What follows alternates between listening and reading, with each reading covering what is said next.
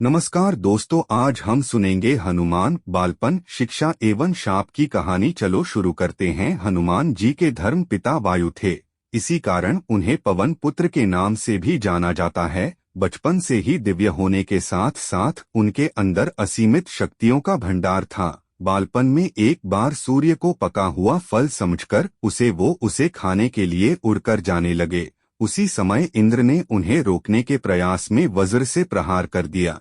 वज्र के प्रहार के कारण बालक हनुमान की ठुड्डी टूट गई और वे मूर्छित होकर धरती पर गिर गए।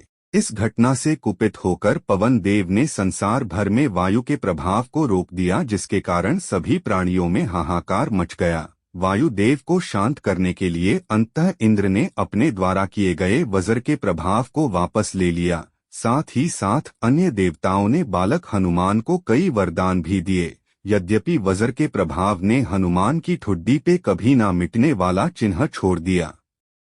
तदुपरांत जब हनुमान को सूर्य के महाज्ञानी होने का पता चला तो उन्होंने अपने शरीर को बड़ा करके सूर्य की कक्षा में रख दिया और सूर्य से विनती की कि वो उन्हें अपना शिष्य स्वीकार करें। मगर सूर्य ने उनका अनुरोध ये कहकर अस्वीकार कर दिया कि चूंकि वो अपने कर्म स्वरूप सदैव अपने रथ पे भ्रमण करते रहते हैं, अतः हनुमान प्रभावपूर्ण तरीके से शिक्षा ग्रहण नहीं कर पाएंगे। सूर्य देव की बातों से विचलित हुए बिना हनुमान ने अपने शरीर को और बड़ा करके अपने एक पैर को पूर्वी छोर पे और दूसरे पैर को पश्चिमी छोर पे रखकर पुनः सूर्य देव से विनती की और अंततः हनुमान के सतात्य दृढ़ता से प्रसन्न होकर सूर्य ने उन्हें अपना शिष्य स्वीकार कर लिया।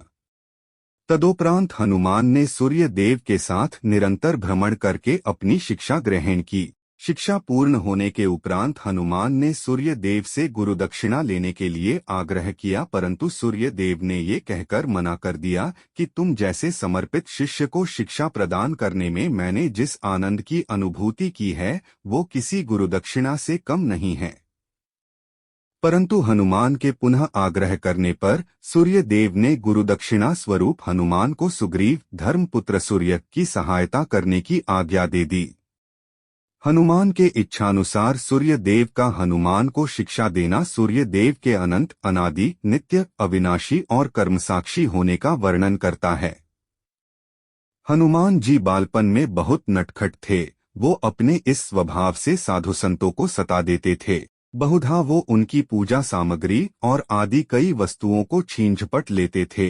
उनके इस नटखट स्वभाव से रुष्ट होकर साधुओं ने उन्हें अपनी शक्तियों को भूल जाने का एक लघु शाप दे दिया। इस शाप के प्रभाव से हनुमान अपनी सब शक्तियों को अस्थायी रूप से भूल जाते थे और पुनः किसी अन्य के स्मरण कराने पर ही उन्हें अपनी असीमित शक्तियों का स्मरण होता था। ऐसा माना जाता है कि अगर हनुमान शाप रहित होते तो रामायण में राम रावण युद्ध का स्वरूप पृथक, भिन्न, न्यारा ही होता।